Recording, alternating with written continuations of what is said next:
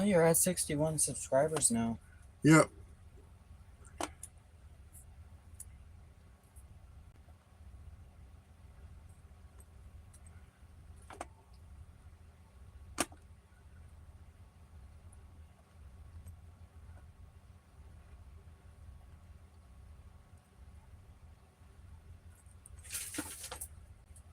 Let's see if it brings it. Nope.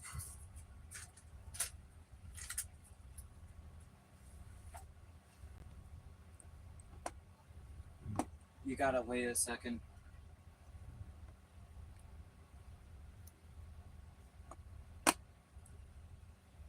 There it is.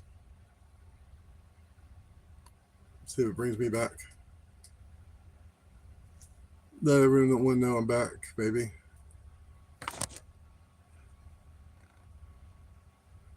There he is.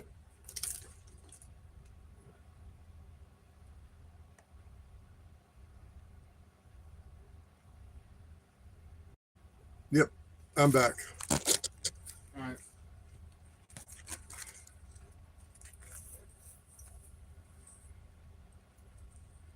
There's a delay.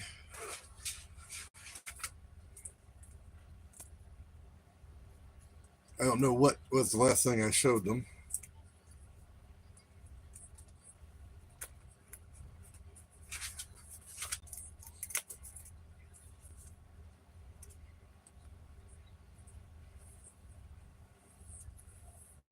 Okay, there's that.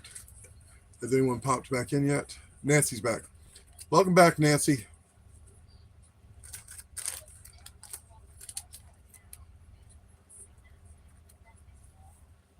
Welcome back. Evidently, I glitched there.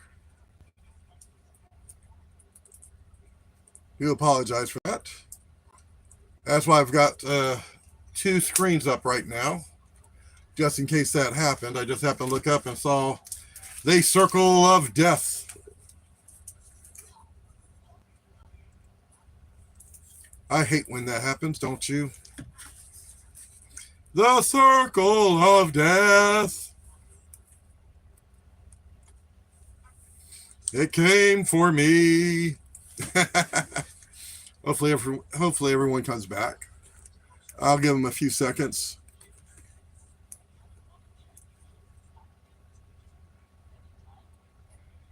Hey, Amonger. Welcome back.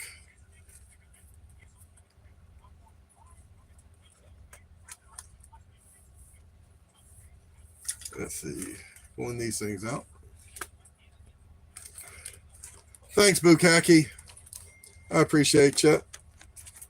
I should have done that before I went live myself. The real alpha.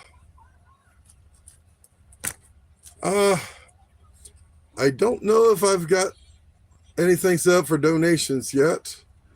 I'm not sure if I'm allowed to yet.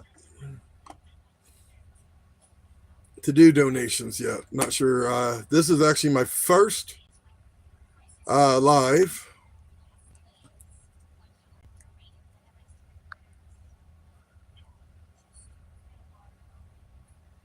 So I'm not sure how to add that in on the lives yet.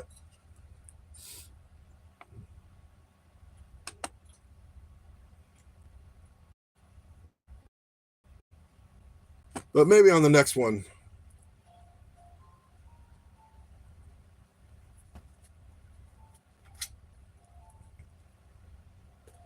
But I do appreciate the offer, Alpha.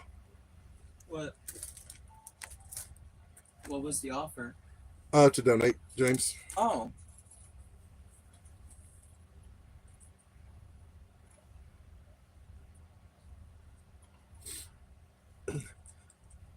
Well, James finally got on his phone.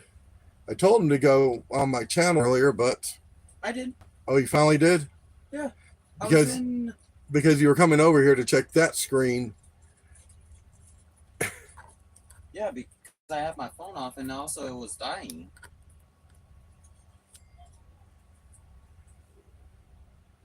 Oh, okay. What? I do have a PayPal.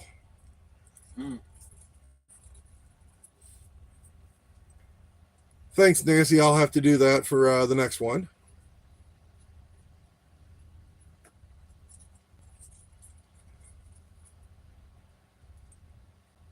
Oh yeah, I started off with Subspecies, and that was one. But the one that I really liked was the Puppet Master movies, and then I went into Robo Jocks and everything because they had all those really cool stuff.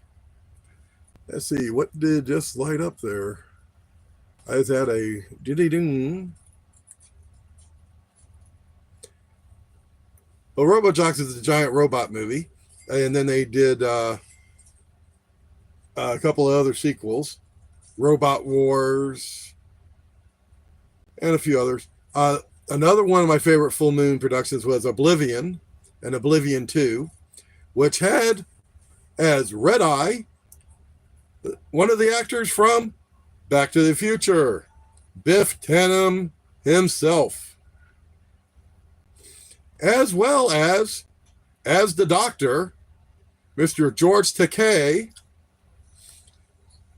who did a very nice version of Dr. McCoyisms. Damn it, I'm a doctor, not a mechanic. And he played a drunk Wild West type doctor. It was hilarious. The second of the Oblivion movies is Backlash, Oblivion 2. But that is a really good movie as well. And the actress who plays Evil Lynn in the live action He-Man movie, alongside versus Dolph Lundgren, He-Man, alongside Frank Langella as Skeletor. She plays the cyborg in Oblivion.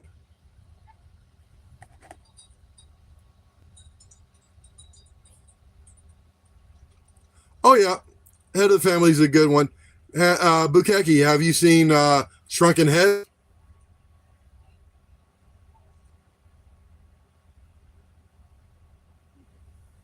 Oh, you'll like Oblivion. It is really good. Now, here's a good, nice little blast from the past. The guy that took over the comic strip from the original cartoon artist. Here's Gary Barker. Where's the lasagna?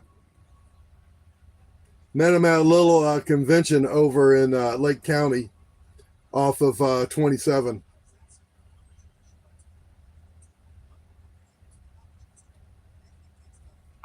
And met this guy at a little convention held over at Kaiser University. Space Ghost himself from Space Ghost Coast to Coast.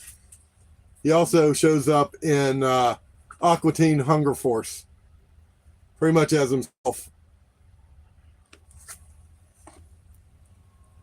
He's actually a hoot to talk with. He wrote on here, "Greetings, David. White gravy panties. Thanks for bringing crab meat. Best of Voltaire." Bukaki says that's slick. Oh yeah, this guy, he's a hoot. Now, this actor, he does a lot of, I would say, computer work. The motion capture with the behind the scenes stuff. You never usually see his face. He was actually Pogo in Umbrella. He's also he was one of the aliens in People of Earth. He was Herb and Pogo This actor here, he played the part of Pogo in the Umbrella Corporation, as well as one of the agents from the Time Authority with Number 5. He's a really nice guy. And think about it, when he's doing the motion capture, they're actually using their facial inflections with the characters. So you have to admit, that's some good acting to have that come through with the characters. And then I got this from one of the artists who's a big Star Trek fan who does original artwork. You can see Flounder in the background. He basically did kind of an aerial mermaid as a member of the crew. And there's Sebastian. And then I got this nice little piece of artwork, kind of sell Kingdom Hearts. Now, when everything glitched, I was at MegaCon and spotted this thing across the aisle. I had to get this thing because I am a big, like Carl Urban, a big Judge Dredd fan. I had to get this poster. This is Judge Death. This is one of the scariest villains Judge Dredd has ever faced, as well as Judge Anderson. And he's been a recurring villain in the series of comics, as they call them, progs, over in England. And then you've got Cell himself. These are both signed by the artist. Spotted the Judge Death, had a good deal on him, so it's like, I'll get him. And like I said, ukiyo-e prints, have to get them. Here's ukiyo-e of Donkey Kong and the Mario Brothers.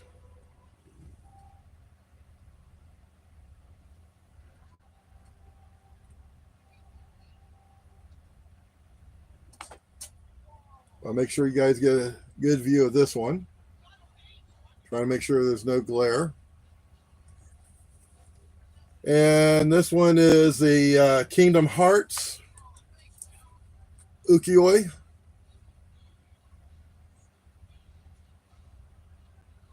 They're done in the wood block print style. I love these styles. And then this was the one I was trying to show you when, I don't know if I actually got this one on the screen or not, but here's the Space Godzilla, which I think is a really cool one. And then this one honors all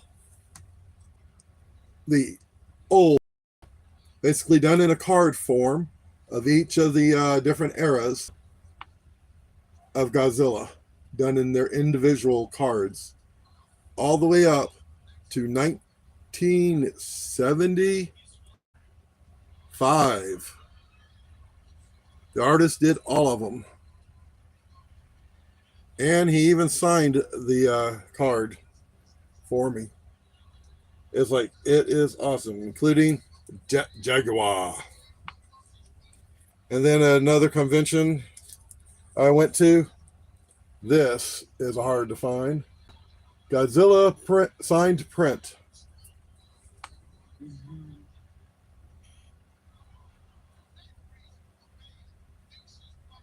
Signed by the artist. This is basically, technically a movie poster.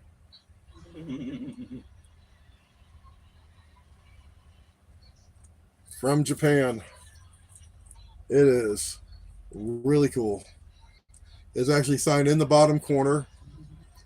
Is Godzilla versus Megalon, which also included Gigan. like I said, I'm always on the hunt for off the wall. Like I said, I collect a bit of everything. One of my favorites, like I said, is Godzilla and Ultraman. Judge Dredd are my three top biggies. Then I go after my others. Back in the day, Shogun Warriors was a biggie. Fears was with me when I spent $280 on 5 Shogun Warrior, basically action toys. Because those things are hard to find. If I had a larger budget, I probably would have spent a lot more on that giant one that I pointed out to Fears at the convention. That will probably be on his Star Wars vlog.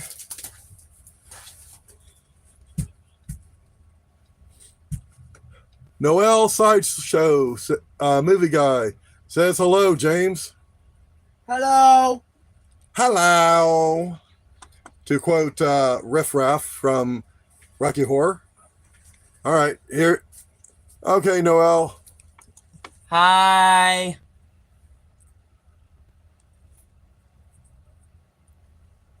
Actually, Shin Godzilla was actually pretty good, Bukaki.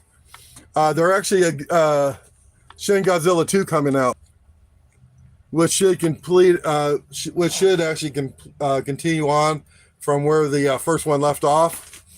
You should actually revisit it a little bit because they're actually, each one of those is kind of a retelling. I don't know if you've ever watched Godzilla Singular Point yet. Yes, Bukaki. Gojira! Have you guys ever watched any of the Mothra movies? The actual Mothra movies. Because there is Rebirth of Mothra 1, Rebirth of Mothra 2, and Rebirth of Mothra 3, which are themselves standalone movies. There's also a series of standalone other movies, such as Atragon, which actually introduces Banda, the serpent monster, which you see in Destroy All Monsters. And in Destroy All Monsters, they also include Varan, the Invincible.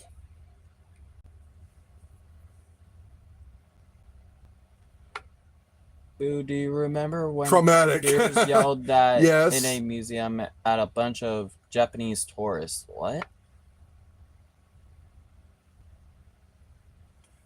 Do you remember when Fears yelled that, what, Gojira? Really? No, I don't know if I have ever seen that or heard about that. Thoughts on Godzilla 2000? Godzilla 2000. That was actually, mean Godzilla Millennia, the beginning of the Godzilla Millennia edition. That was the beginning of the Millennia series, which was the one with the Godzilla versus Orga. The next one after that was Godzilla versus Megaguirus, because you had the original Heisei, was it Showa or Heisei, was the first batch. And then you had Godzilla 1985, which ended with Godzilla versus Destroya.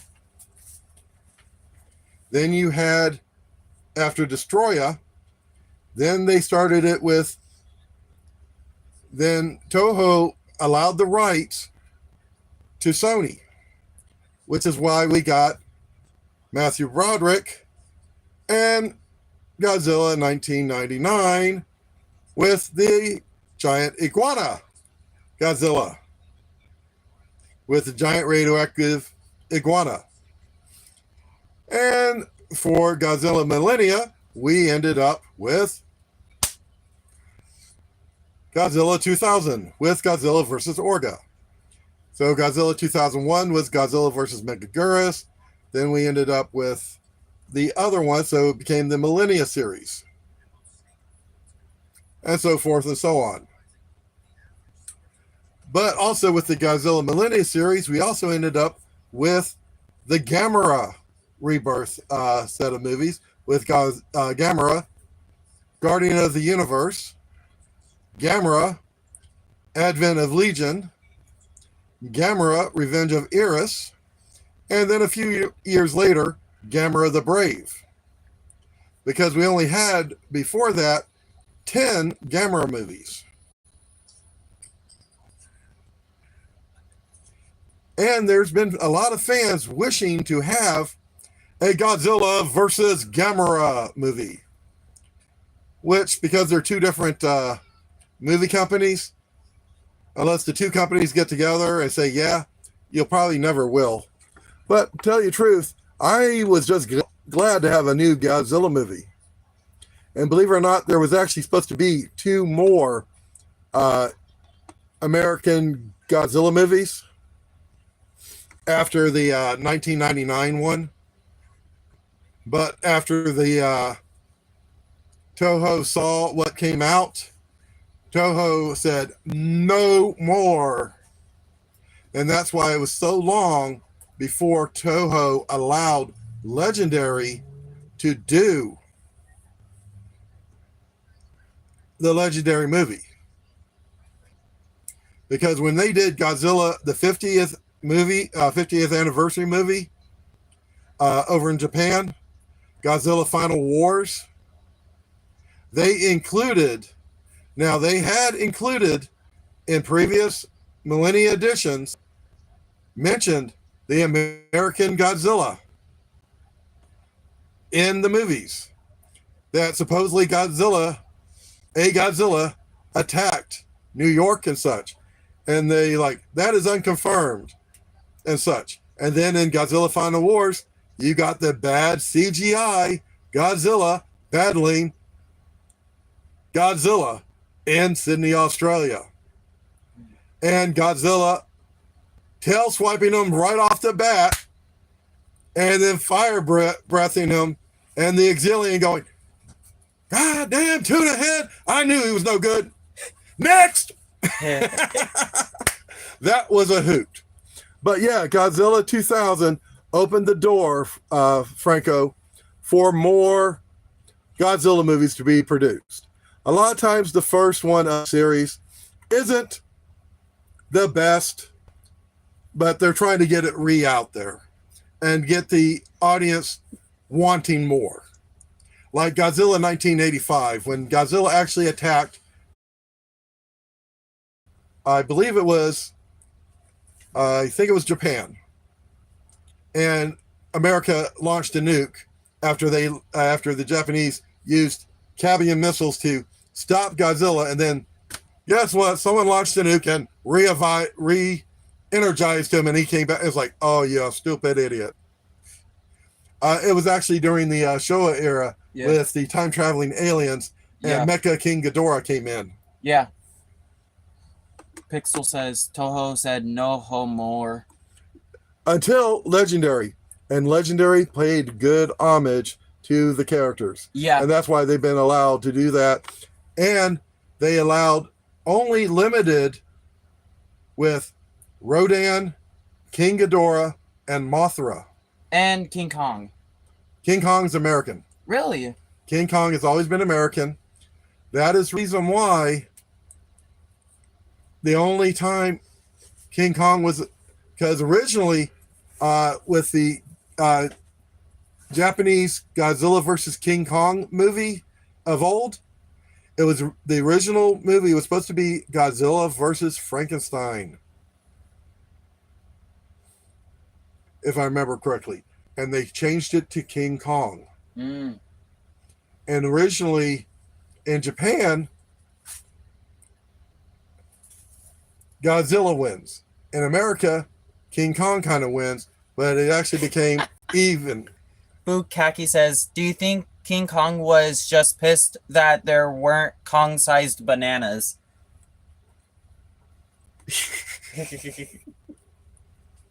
In which movie?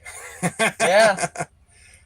But man, but I tell you one thing, with the Legendary movies, King Kong went bananas on Godzilla. Although, I tell you one thing, the Frozen Empire. Yeah. Wait, Frozen Empire. Not Frozen Empire. New Empire. Yeah, Godzilla, New Empire. I get the Ghostbuster, Frozen, and New Empire because they both came out pretty much back to back. Yeah. Confused at times. That one actually rocked. Mm-hmm. Pretty good because he comes up to ask for help, and Mothra is the one that had to basically tell Godzilla off. It's like, hold on, he's asking for friggin' help. Calm your butt down. Yeah. That rocked. No. Doing that today? No, because I've been going on for about an hour and a half. Mm-hmm. I'm going to do a little bit more. All right. Because this is my first one. True. And James? Yeah. But yes, Pixel, I do agree with you. Toho did say after the 99 Godzilla, Toho did say no mo. Mm-hmm. And they pulled back their licensing on it. But that didn't stop America because they already had the Godzilla cartoons done. Yeah. Now, one of the cool things I did have the opportunity to do at Ancient City Con was meet one of the animators, artist animators for the original Godzilla cartoon show done by Hanna-Barbera. He also did the voice of Godzilla doing the roar. And if you listen to the original TV Hanna-Barbera Godzilla, which was, and the song for it was an epic song, up from the depths, 30 stories high, breathing fire, his head in the sky, Godzilla, Godzilla, and Godzilla. It's like, oh my God. They put in basically Milla, the mini Godzilla, as comic relief, and he could fly. But it was like, for a kid growing up at that time frame, it was Godzilla. And it was something new, and they added in whole new characters. And they released it on 3 DVD sets. I had to hunt all over the place and finally found the third. I got the DVDs off of Amazon and eBay, and I had to hunt all over the place to get the third DVD. And that third DVD, when it came out, people were buying them up and trying to resell them for $200, $300. I managed to find it for like $28. And when I went to Ancient City Con, I took all 3 DVDs, went to Ancient City Con, and I went to the guy, and he signed all 3 of them. He was like, "You've got all 3?" I don't know anyone who has all 3. It's like, he signed all 3 of them, and I wish I had my camera, my video camera and everything, and I thought to record the guy and do a quick interview with him at the time. I wish I had done that, but I never thought about it. Because he even did the roar. Because anytime Godzilla would roar and to go underwater, the end of it was, yeah. At the end of the roar is like, Godzilla just said, yeah, at the end of the roar. That was one of the coolest things with it when he did his roar. And as a kid, you catch that type of stuff. And that's one thing I was watching is like, you don't realize a lot of the old TV shows and such, if you listen carefully to the music, even though there's no lyrics, if you listen carefully, the music is the lyrics of the title of the series. Like Bewitched. Bewitched. Bewitched. It's like, it's in the music of the title of the TV show is in the music of all the old TV shows. You don't realize it, but it's subliminal on all the old TV shows. Next time you watch any of the old TV shows, listen to it, and you'll to the to the frequency of the music and then do the wording, and you'll be like, oh my goodness. And you'll catch it and it'll be like, yeah, they subliminal advertising without realizing. I came across that little fact and I was like, oh my goodness, they were secretly advertising to us and we didn't even know it. Yeah, it's like hidden gems are out there if you look for them and know where to look for them. I'll pull out some other cool stuff. It'll probably be another couple of days before my next show. This way I can plan ahead. That I was so excited. Now, right now, my GoPro is right now at Colonial Photo and Hobby at 634 North Mills Avenue. I'm going to be. I did a quick short yesterday.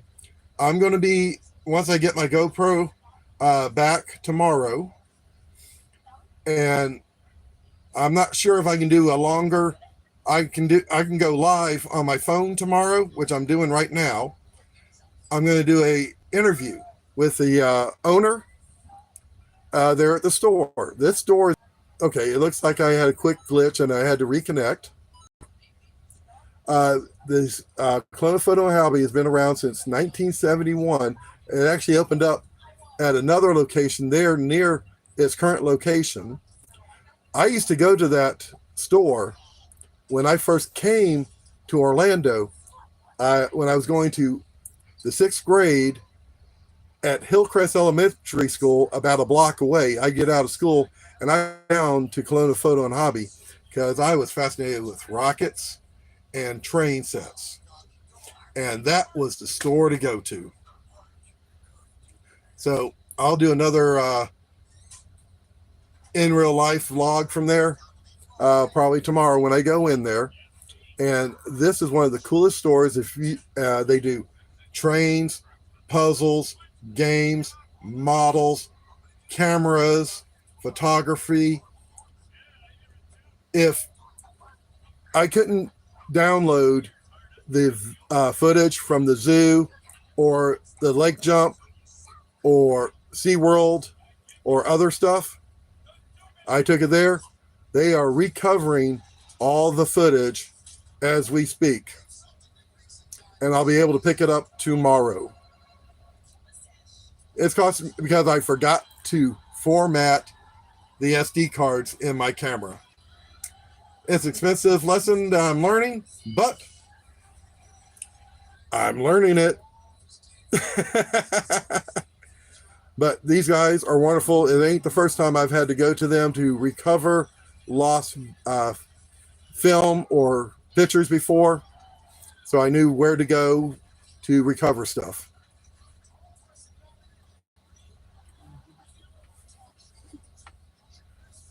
So now, if me and Fears does do another animal park type thing, I'm thinking about taking them over to Gatorland. Now, the Central Florida Zoo, I've had some people mention on a couple of my shorts on the animals about the way the animals are there. All the animals at that zoo are recovery animals. They come from people who had the animals in private collection. Actually, there's one area of the zoo where they do allow some people to actually be with one of the gators, not wrestle them, but they do allow you to get up close and personal with a gator. It depends on how brave he is. Yes, we are talking private animal collections. And they've been rescued and the animals there at that zoo are from people that had private animal collections, and the animals were rescued from those private animal collections. And when they're rescued from them, these people, they can't be sent back into the wild. So they find zoos that will take care of them. That's actually how the Central Florida Zoo got started. It got started by a monkey that got dropped off at the fire department there in Sanford, and more animals got dropped off, and they actually turned the old jail there in Sanford into the holding pens and such, and the inmates there were taking care of the animals. And then they ended up with more and more, and then they ended up having to build a zoo, and then they built the zoo out there in that marsh area. And I remember going to that zoo as a kid, and there used to be on the ground walkways. And then later on, when we started getting more and more hurricanes, they actually built the boardwalks and raised up the ground and such, and built the boardwalks so that people were up high enough to be able to look out on the animals. But yeah, all the animals are well cared for and such. They do try and find new homes and such. A lot of the animals, they don't try and bring in new animals on purpose as they pass away. They actually used to have camels in there that got retired from the Shriners, because the Shriners did have camels at one time. And the zoo takes care of animals that can no longer be taken care of by private owners because they do become too expensive, or they get rescued from private owners that can't take care of them, because people get these animals and then they don't realize how much work is involved. I actually had a friend of mine who lived over near Spring Hill, who was an animal rescue person, who actually had a closest thing you would call him was a cougar. He was part of the cougar panther breeding program. The cat was it, and the name of the cat was Fubar, which means what you think it does: effed up beyond all recognition. Because he named that cat that, because that's what, when it was a cub, he got it when it was a cub, and because they do remove the claws early on, because for safety, it cut up his nose, cut open his ear as a cub without realizing it. But he would take Fubar around to schools to educate kids about these cats. But Vince actually had a couple of other Florida Panthers and a cougar, which was the father of Fubar, they were all rescues because these people had them. And Fubar, he had a platform in the back of his truck that Fubar would lay down on, and he would drive through the forest hunting districts and such, and he'd be driving down the roads and he'd hear the dogs barking, chasing a deer or such, and he'd be driving down the road and he'd see the deer come running across the road. He'd stop the truck, take Fubar out of the truck, run Fubar around where that deer went across, put Fubar back in the truck, go up about a couple hundred yards, stop the truck, look in the rear view mirror, see the dogs come out of the woods right where the deer came out, and come to a screeching halt because they just smelt something they don't want to mess with. He'd be laughing his tail off, and then the hunters be coming up and going, "What the hell happened?" And at that point, he'd be driving off.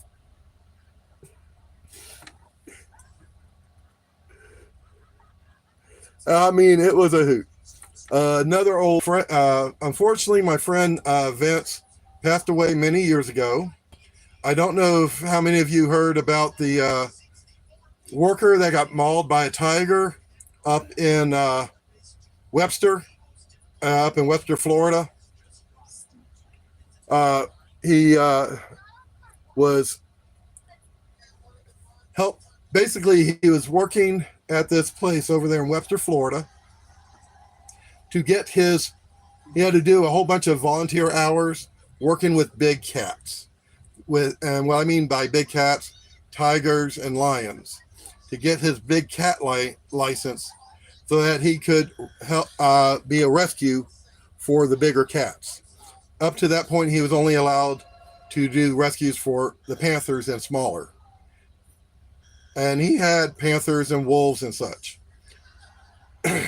And he was cleaning out one of the cages, and he was in an empty cage, and one of the big cats, he was in the big cage with one of his girlfriends, and the big cat managed to get into the cage, and he technically took on the big cat so his girlfriend could get out of there. And the thing is, yes, I lost a good friend that day, but I will always remember him for the good times we had. It took me about 2 years before I could actually pet Fubar, because Fubar kind of had a little bit of a disliking for me and my dad, because we were Bear Clan. My dad was Nokus Yagabechi, and I was Nokus Yegachi. My dad's Indian name, it means bear that walks like a man, or walk is strong, or strong bear. Access granted.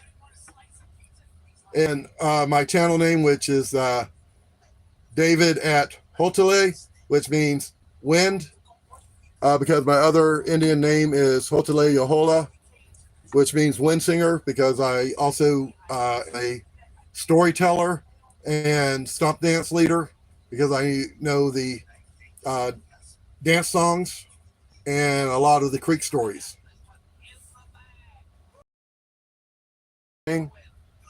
That lives here in Florida, over there in the Webster area. Pretend stories.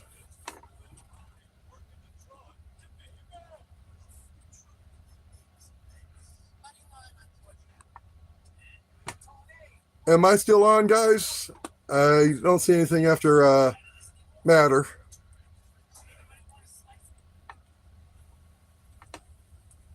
It looks like I'm still on.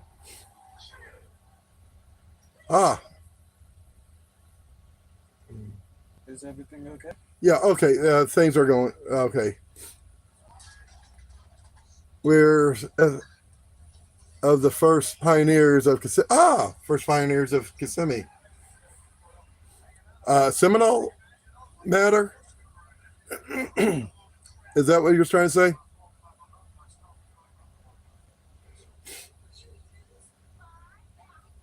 No, you didn't. No, it just no, you didn't. Big Princess. What's going on? It just kind of, I didn't know if it froze up or anything like the last time. Because I've got my laptop up so I can see things in bigger on the side.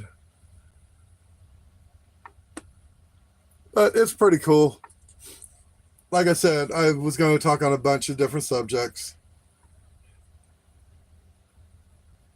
Am I from Sanford? Actually, I'm actually from all over Central Florida, PST.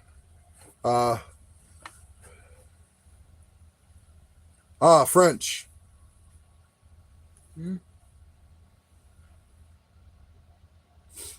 Yeah. My family, well, it's like I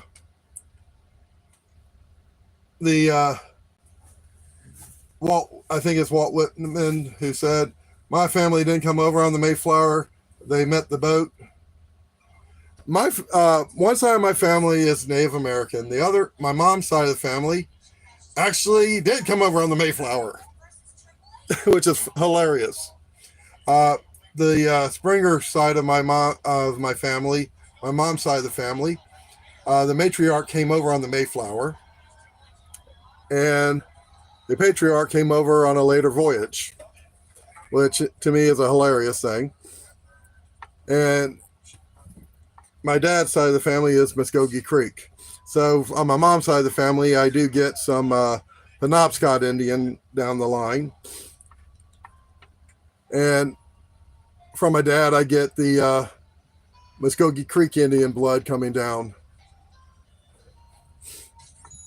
So I learned quite a bit there. And like I said, I work with my hands. I learned woodworking. My dad was a knife maker. He made knives, Walking Bear knives, which I could learn.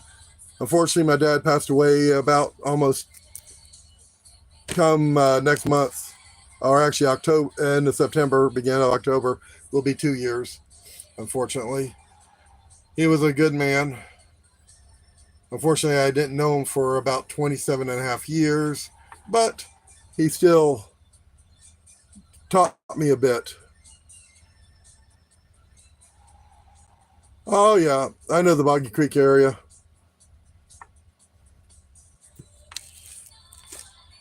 Oh, yeah. I know about the Walt Disney thing. Oh, good. What you having, Nancy?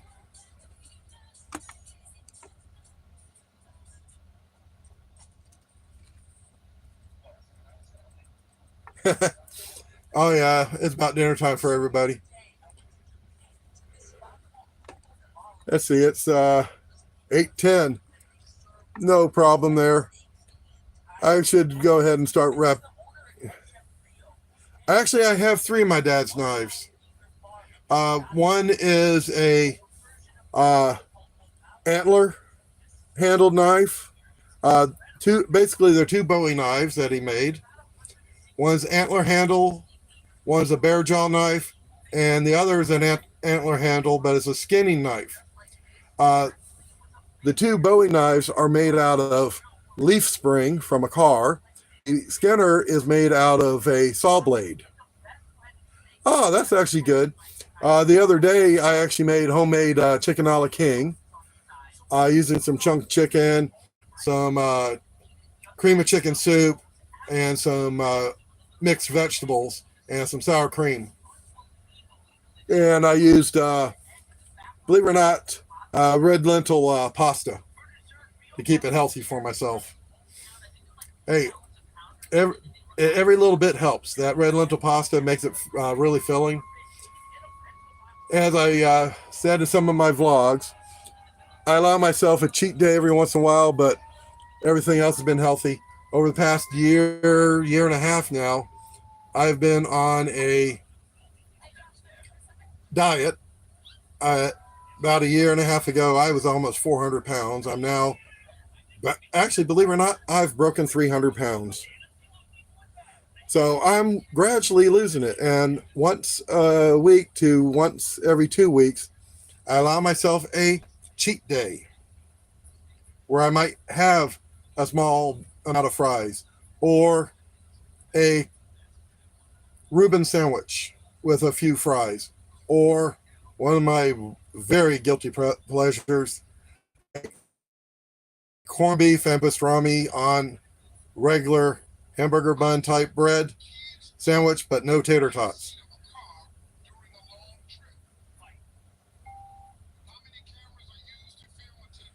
It's all about control.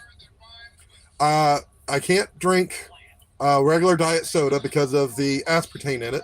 That stuff gives me a headache and a half, because aspartame, it affects the brain chemistry. And I can't believe people drink that stuff. I've been trying to get Tina not to drink that stuff because she does have she suffers from depression a lot, and she can cry easy, and that stuff affects. And I've been trying to tell her, don't drink it. Drink more water. Drink. Now sucralose doesn't do that, and that's actually one of my sweeteners is sucralose that I use. I'll drink Gatorade Zero, which uses sucralose, but I drink water. I drink unsweet tea. I drink cinnamon tea, ginger tea, turmeric tea, just to keep things mixed up, different. I'll even mix turmeric and ginger together. just to keep the flavors different. Because that way, it doesn't get boring. And that helps things go. But the thing is, be careful and don't drink too much of that diet. And if you start getting headaches a lot, because when I first see, one of the things with Muskogee Creek, Seminoles, and Choctaw, Chickasaw, and the Muskegon people, we have a ceremony called green corn. And for almost 2 months leading up to green corn, we don't eat any corn products, which means no corn, basically no corn products, no pole beans, no high berries are permitted to be eaten during that time, which means no corn cereal, no corn byproducts, which means no corn syrup or anything like that. And 1 year, no Pepsi, no Coke, no sodas. So I was drinking diet. And I was drinking Diet Coke, Diet Pepsi. And I drank, and I was like, oh my God, that was one of the worst headaches I had ever gotten. I was like, and I'm like, oh. And I realized what the problem was. I'm just warning you, be careful.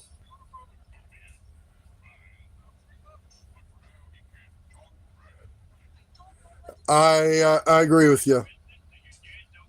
I agree with you. If you can't drink it, don't drink it. But I think you've got substitutes for that anyway, John.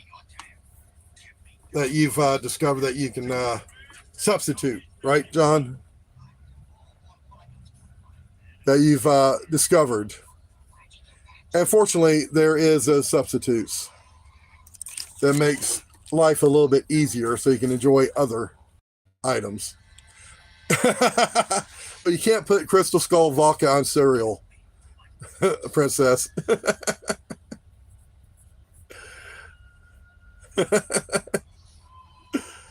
Exactly. I've used soy milk. I've actually found sometimes going to some of the Oriental supermarkets, they can sometimes get the soy milk a lot cheaper at times. And believe it or not, if you go to some of the Oriental supermarkets, you can actually find they have machines that allow you to make your own soy milk.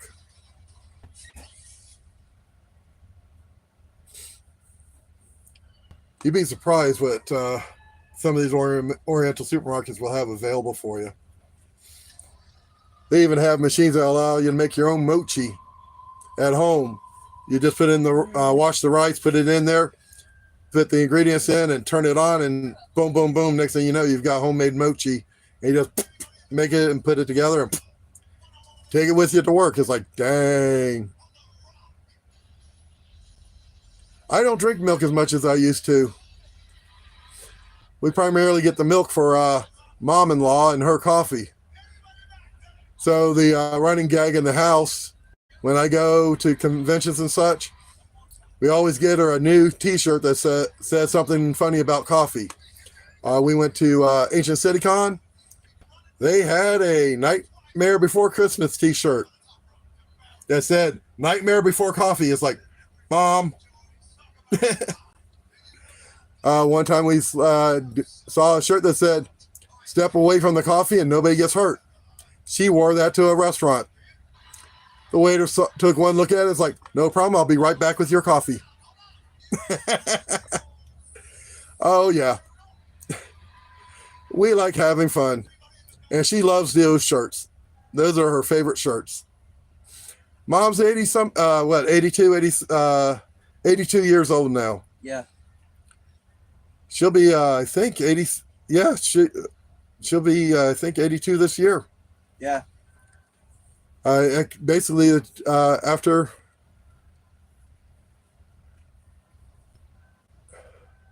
Hey, that's good to hear, John.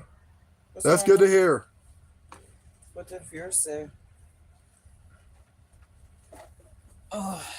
Hey, good to hear. Things get better all the time. Sometimes it takes a little bit of time Oh, for sweet. cooler heads to prevail. Yeah. But I used to. When I was on board my first ship, believe it or not, my job was to make the pot of coffee for down in the pit. And I'm not talking about a pot. I'm talking about a pot. 30 cup pot of coffee. And I had it down to the paper cup that we use for coffee. I had it down to how much of that went into the basket on top. And I'm talking about a can of coffee this big, square, that we'd go through. And I would do that at the beginning of a 4-hour watch. And probably would have to make a second one before the end of the 4-hour watch down in the pit. And that pit would get up to 140 degrees. We would definitely go through the coffee down there, especially overnight. It was a hoot and a half. But I learned how to make coffee really good. You learn a lot of things, and especially how to go up and down those stairs/ladders without bumping your head. And move around and navigate pretty good. And one of the things that I miss about in the Navy is the rocking of the ship when you're out to sea, going above decks at sunrise and watching the sun come up over the horizon, going above decks at night and looking up and seeing the Milky Way and all the stars, and watching the meteorite showers from the flight deck. On my first ship, we had a helicopter deck, and being able just to look everywhere. The view was breathtaking. John says hi, guys.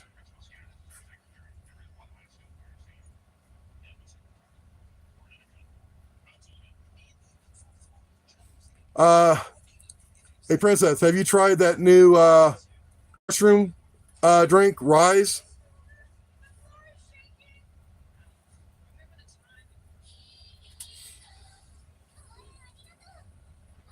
That basically mushrooms substitute for coffee.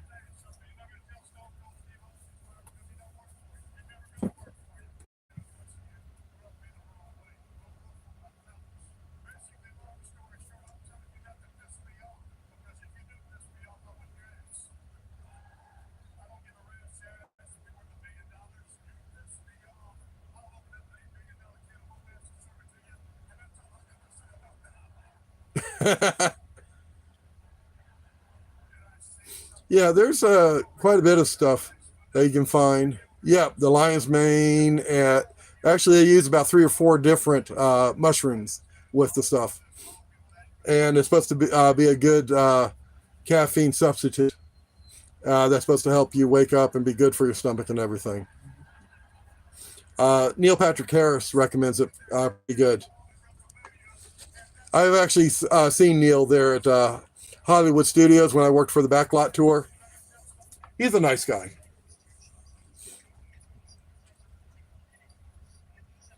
But yeah, you're right. It is mostly a lion's mane.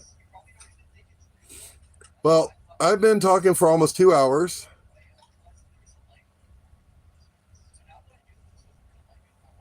No, I didn't roast the beans there when I was in the Navy. We actually had a big giant can of ground coffee. In the Navy, you get these big giant cans. And I mean, these cans, it wasn't Folgers or whatever. I mean, these were what?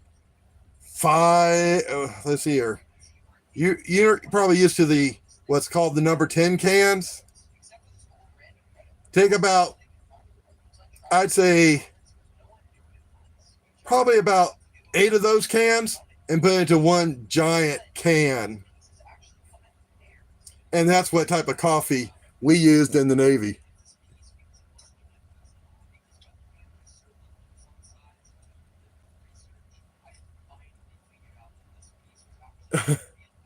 Oh, it was kind of a science to make the coffee there on board ship, because those paper cups, I got good at you because we didn't have a measuring cup to make the coffee with.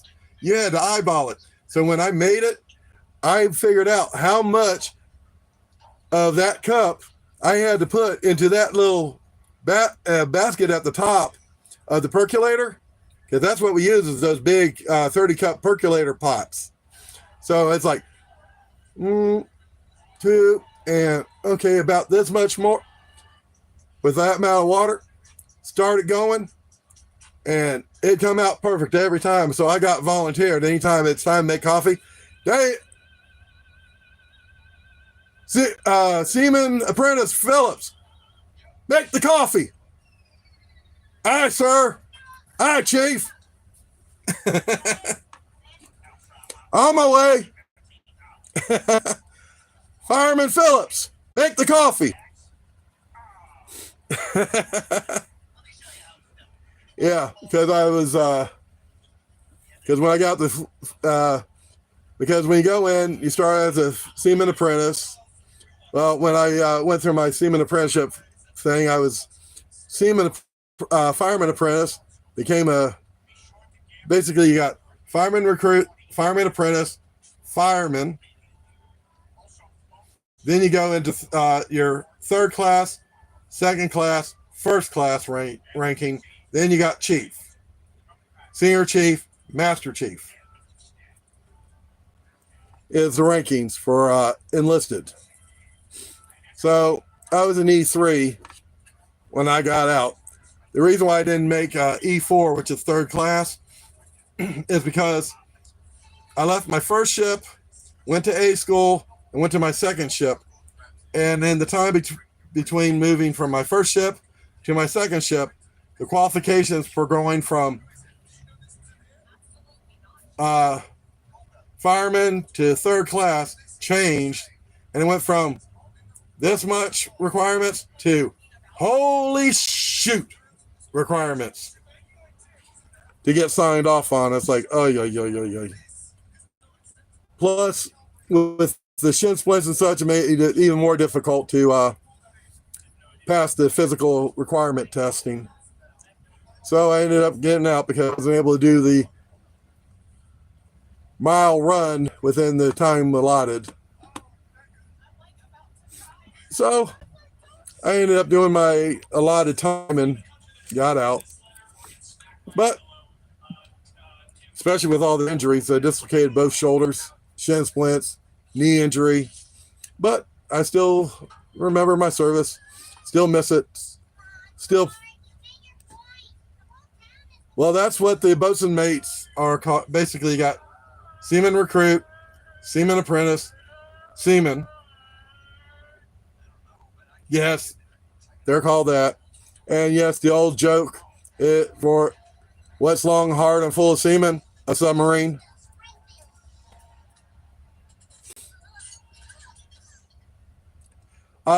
To be honest with you, pretend stories, yes, I do. I do have PTSD. Yes, I do love the Nightmare on Elm Street series. You've seen on some of the lives that I've done with John, the calico cat that comes and joins me from time to time. She technically is my service animal. She does sleep right here on my arm at night from time to time. She does help me with my night terrors when I do have some of those. So I haven't had as many of them as I used to have. We've had Nina for quite a few years. Whenever I do have them, I do see someone out at the VA. So I do have coping mechanisms. And Piccolo here, he's a trip. It amazes Tina and James because I can walk in the kitchen, he'll be on the floor, and I go, come up here, and he'll jump right up and want for me to pet him. They do it and he ignores them.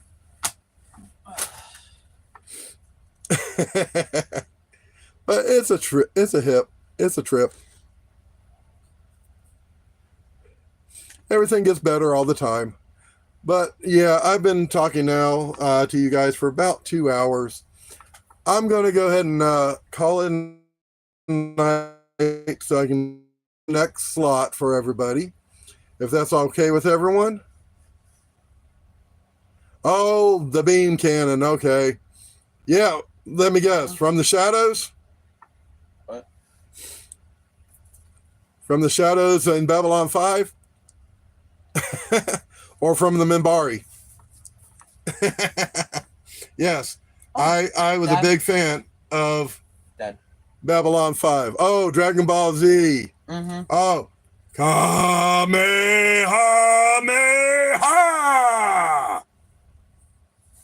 Oh, Piccolo, yes. Oh, good grief. He managed to get his flea collar off. Yes, he is our little nutcase. And he's biting it. James? Fear said, I might stream later. I will give you a call, buddy. No problem. I appreciate it. I appreciate it. I appreciate it. Hey, let go of my shorts. Piccolo's being up to no good. He likes chasing Nina around the house. He's still a big kitten. We found him up in Jacksonville after we interred Dad up in the National Cemetery in Jacksonville. He just showed up at the hotel going, love me, hi, hi. And we asked at the front desk if he belonged to the hotel. And they're like, nah, he's been here over a month and no one owns him. So it's like, okay. So we picked him up, put him in the car, got him a little cage, got him some cat food, started coming down I-95 towards home, let him out of the cage, and he started walking around the car. He walked across the dashboard a couple times, laid down around the gear shifter in the van, then under my arm around the gear shifter, and then laid on James's lap for a bit, and came home with us. He's gotten so used to us that he allows us to pet his stomach. He lays down with his belly up and allows us to pet his belly. It's like, that's complete trust. Yeah. That is complete trust. All right, guys. I'm going to say peace out to everyone. You have a good night. I'll pick out some. Oh, let me do a quick call out to everyone, as well as a call out to Echo Base at 6001 South Orange Avenue in Orlando, Florida. They're also basically it's in Orlando, but it's also Pine Castle in Orlando. Shout out to Colono Fun Hobby at 634 North Mills Avenue. Shout out to Atomic Horror on East Highway 50. Shout out to Fearsman26 and Fears Vlog. Shout out to Visions at let's see here.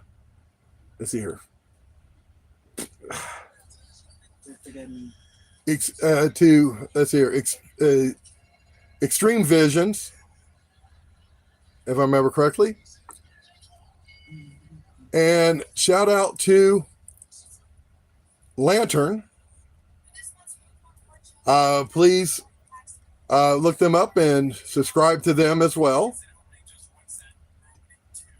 And I'm going to go ahead and say shout out to Big Princess Matter. Shout out to Bukaki. Shout out to Tokyo Lloyd. Basically, shout out to everyone in my chat. I appreciate everyone joining me today for my big first live broadcast. Thanks for joining me, guys, and thanks for supporting me. Peace out, everyone, and good night. forgot to shout me out. Oh, shout out to James. And please look him up on Twitch at Farina underscore fan 2006. Farina underscore. No, Farina underscore fan 2006. Farina underscore fan 2006 on Twitch. All right. And a shout out to Adam. Pat, I'm going to have to learn how to say that last name. Good night, all. You have a good night.